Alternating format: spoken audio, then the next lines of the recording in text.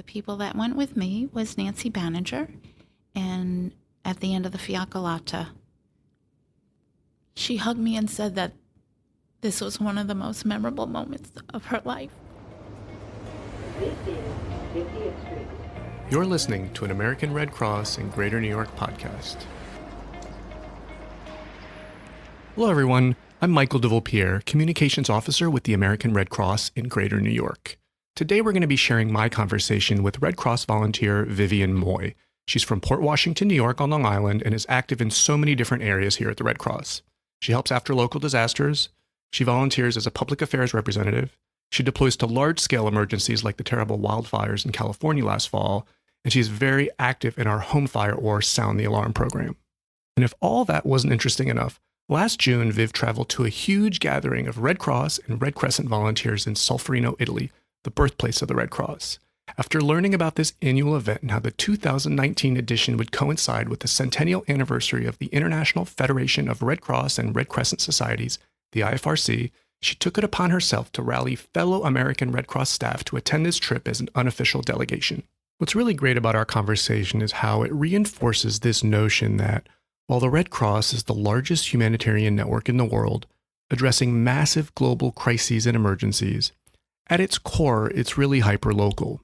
As you'll see, Viv has always been committed to her hometown of Port Washington. That's why she joined the Red Cross. But through her work with the American Red Cross in Greater New York, she was introduced to a much larger purpose, you could call it. One shared by volunteers across the world in 190 countries with the Red Cross and Red Crescent. And she met volunteers from so many of these countries in Solferino when she was traveling there. And so many of those interactions that she had with fellow volunteers focused on how a local community could be more resilient and how local volunteers could better address their own unique humanitarian needs. In essence, Viv traveled halfway around the world to Italy in order to strengthen our work here in New York. So to start off, Viv, tell us a little bit about yourself. Have you always been involved in community service? I was always involved in community service in my town. I mean, it first started off by volunteering with the PTA with my when my children were in elementary school and middle school. So I was on a lot of committees, and then after they got older, then I kind of spent my time volunteering with nonprofits within my community. And what is your community? So I live in Port Washington, and it's a wonderful waterfront town in Nassau County. Have you lived there for a long time? I've lived there for quite some time, maybe about 28 years. Yeah, I grew up on Long Island. So what are some of those community groups, those nonprofits that you mentioned? The Community Chest, and I do a lot for the library, and then I also volunteer for Island Harvest. So today you're one of our most active, compassionate, involved volunteers. When did you first connect with the American Red Cross? So I came to the Red Cross after Superstorm Sandy. We had opened up an overnight shelter at the high school in my town, but we didn't get any needy residents, and so they were about to close it, and then myself and a few other townspeople said, you know what, could we just keep it open as a day shelter? And so we got together with the town and the school district, and they allowed us to run a day shelter for about 3 weeks. We fed people breakfast, lunch, and dinner. We let them charge their phones. We had an information desk where they can get information. It was just a place for people to gather while we were waiting for our electricity to come back on. We streamed the presidential election, I think in week 2, and we had a trick-or-treat party, a Halloween party. And it was so successful that the town came to us and the American Red Cross came to us and said, we want to duplicate this over Long Island. And then the Red Cross allowed myself and the people that I was working with to be a Ready When the Time Comes group, a COAD, a community organization active in disasters. And so that's what brought me to the Red Cross. And then I became acquainted with Home Fire. And so that's what I primarily do for the Red Cross, is I'm a Home Fire volunteer. We're right now involved in this really large project. We're installing smoke alarms in Co-op City in the Bronx, which is the world's largest cooperative. And so that's been taking up a lot of my time. And I'm also a visual storyteller for the Red Cross. So I take a lot of pictures. And my last deployment to Chico, California was to the Paradise Fire. And I went out as public relations. And so I took pictures and gathered stories. And so I really enjoy that a lot. Talk a little bit about some of your work in Paradise, specifically some of the people that you met that left a mark on you. Oh, there was this one woman, and she told me that if her dog had not woken her up, she would not be alive today. It turns out that the house next door to her home was on fire. She was taking a midday nap because it was during the day when this happened, and her dog came to her and just started pawing her, and then she woke up, she smelled the smoke, she realized what was happening. She managed to grab her grandmother's ring, which was on the counter as she was heading out the front door. The only possession that she grabbed as she was trying to escape. She hopped into a friend's car who was outside, and they just tried to head out of town. But there was only pretty much one road out of town, and so it was kind of gridlocked. And the heat was so intense, it popped their back tire. And so you have to imagine, when all this was going on, the sky was pitch black from the smoke. And so even though it was daytime, you couldn't see a thing. There were explosions every couple of minutes from the propane tanks and I guess maybe gas tanks or whatever that were exploding. And so it was so frightening to be running for your life. And as you were running for your life, seeing sights that nobody should ever have to see. And so as she was heading out of town, she was telling me of this one image that will forever be seared into her mind, and it was of a horse with its tail on fire, and it was running right by her, just like in the movies in slow motion. But she managed to get out of town. She hopped into another friend's car. They kind of took the back roads out of town because she had lived there her whole entire life. But it was just so sad to hear her talk about her beloved town. I mean, I can only imagine how I would feel if Port Washington was burned to the ground. So the church where she got married, the school where she grew up in the place where she worked was all gone.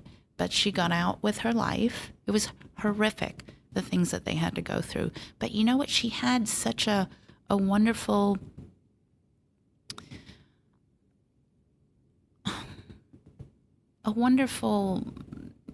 I don't know, somehow she was coping with everything quite well. And maybe that was because we allowed her to sleep with her dog in the shelter. And I think that truly helped a lot. And so she was telling me how thankful she was that the Red Cross allowed her to be with her dog at that time. Actually, several shelter residents had their dogs with them. And it was just of such comfort to them. They had gone through so much together. Yeah, I was there for about 10 days. I arrived 36 hours after the fires burned down the town of Paradise. And I was struck by the shock that people were in because they had really just run from their lives, literally. And I heard a lot of stories like that. It was absolutely heartbreaking. But I was also heartened. It was also heartening to see all the help that was coming in, whether it was from Red Cross or from other organizations, just a local community member. Can you talk a little bit about some of the volunteers that you encountered in Paradise, encountered in that area, and kind of the camaraderie within the Red Cross? Well, of course, every time you go on a deployment, you meet fellow volunteers from across the country.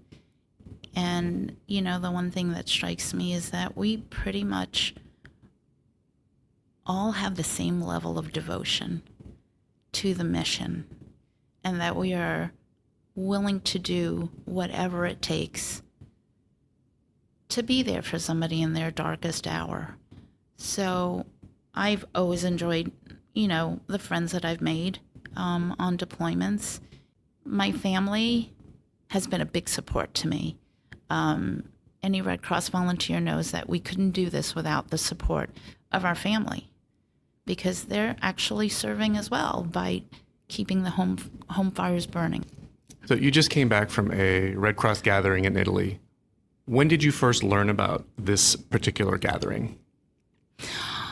I found out several years ago from my friend Christophe Boulanger, the former European head of migration for the IFRC, who is heavily involved with the International Red Cross. He really is the one who taught me about our history and the International Red Cross. And he had gone to this annual gathering in Solferino, Italy, which is the birthplace of the Red Cross, twice. And so I knew that this year, the IFRC, the International Federation of Red Cross and Red Crescent Societies, was celebrating their centennial. And the United States is one of the 5 founding national societies, in addition to Great Britain, Japan, Italy, and France. And so because we were one of the 5 founding national societies, I thought we need to have a strong American presence in Italy this year. So another reason why I felt it was important to have American presence in Solferino this year is because the founder of the IFRC, Henry Davison, came from the greater New York region. And his wife, Kate, founded my home chapter, the Long Island chapter. And so I felt historically tied to the celebration because it was my home chapter and it was my region, it was my country.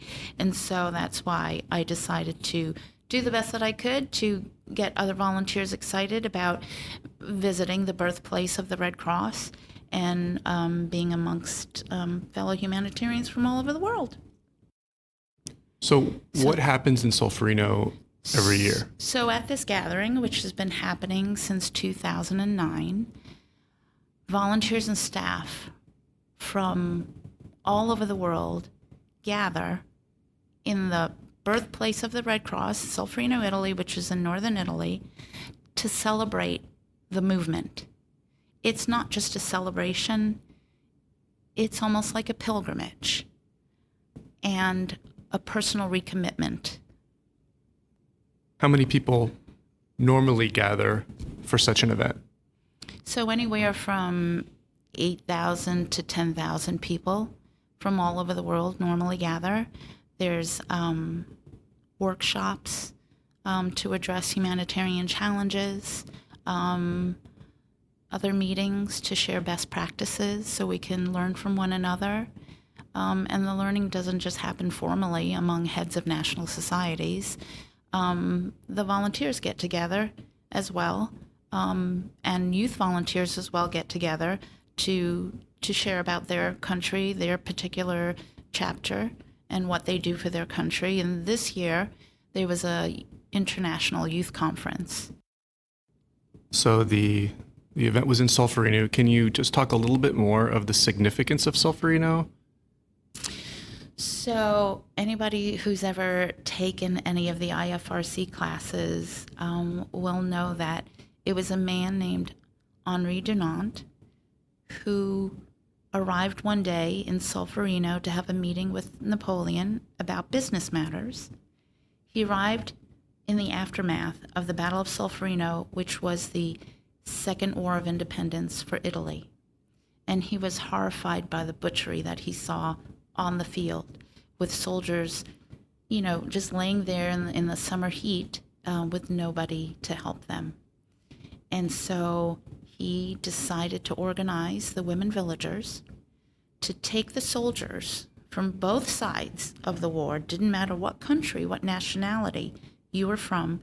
He organized the women villagers to take them to a nearby town called Castiglione della Stiviere, to a huge church there called the Chiesa Maggiore, to care for them. And so some people were saying, well, why are you helping all the soldiers? And so they said, tutti fratelli, we are all brothers. And you can see when you go to Italy, that phrase everywhere, Tutti Fratelli, we're all brothers. So that laid the groundwork for neutrality and partiality in their humanitarian work. So the signature event of the week-long festivities is called the Fiaccolata.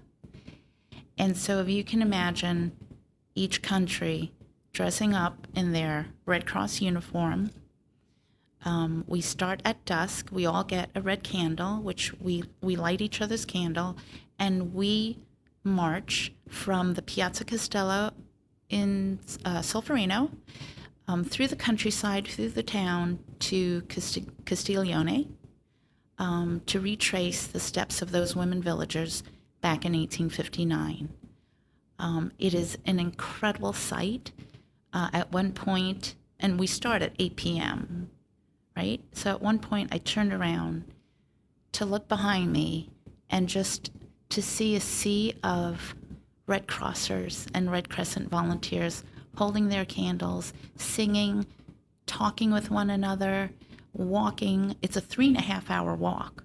And just the sense of unity and humanitarian spirit was overwhelming. So you must have connected with people from all over the world. Can you talk about some of the different countries that people represented? At a luncheon, I met the secretary of the Mostar Red Cross chapter in Bosnia-Herzegovina. And after lunch, we had taken a guided tour of the International Red Cross and Red Crescent Museum, which is a wonderful museum in Castiglione.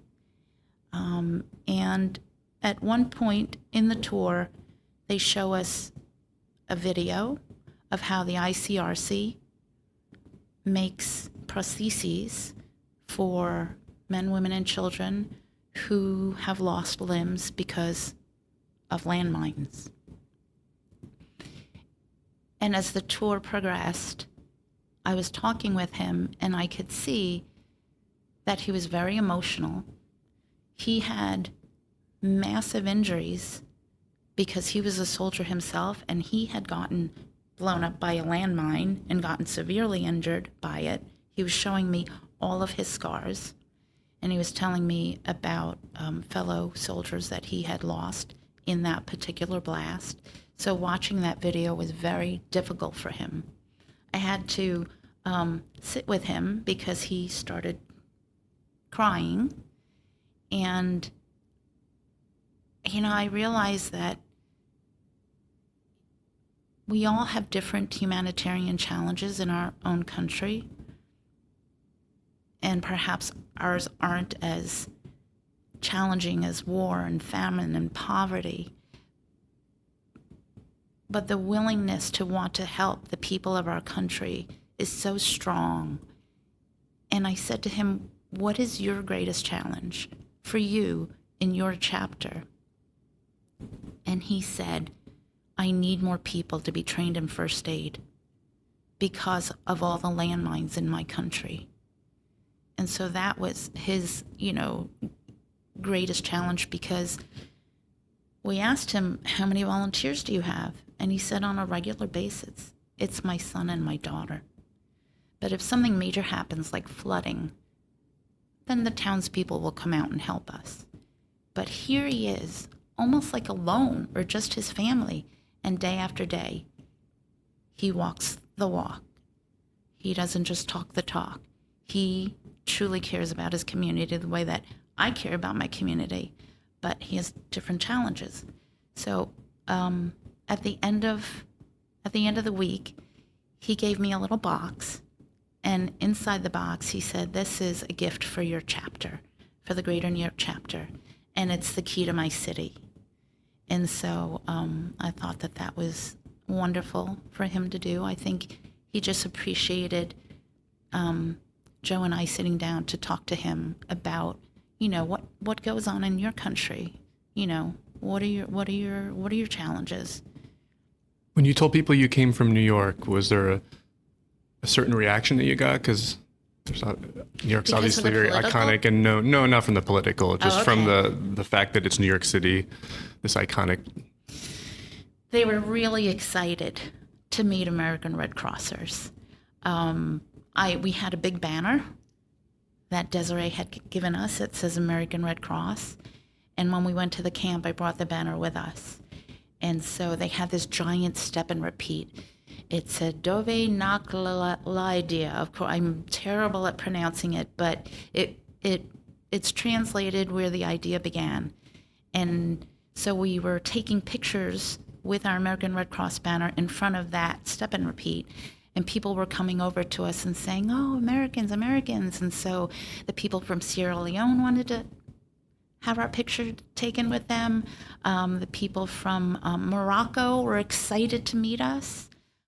Was there a specific moment in the Fiacolata that you found the most memorable? Yes. The most memorable part for me was walking with the descendants of Henri Dunant. This was their first time participating in the Fiacolata, and through my connections with the IFRC, they joined us on the walk, and it was and I'm sorry, I don't know how many greats it was, but it was like the great nephew of Henri Dunant. They had come from Geneva to participate, and so it was wonderful chatting with them. If you had one thing to tell your fellow American Red Cross colleagues about this trip and about the movement, what would that be? I would recommend that they do anything they could to take part in these annual celebrations, because once they get there, they will understand that they are part of an international family. And while we all have different humanitarian challenges in our own country, we're all serving the same mission. And the sense of unity and becoming bonded with the people that you meet there, it will inspire them, it will motivate them, and I can't think of anything better than to have that happen to them in their Red Cross journey, whether they're a 1-year volunteer or whether they're a 50-year volunteer. They will be inspired. I think I came home with an enormous sense of pride. I was proud to begin with, but I'm even more proud now to be part of this organization that does so much good around the world. And do you think that sentiment is shared with the group of New Yorkers that went on this trip as well? I definitely think so, that they had equally memorable experiences. One of the people that went with me was Nancy Banninger, and at the end of the Fiacolata, she hugged me and said that this was one of the most memorable moments of her life. Cut. Sorry. You want a tissue?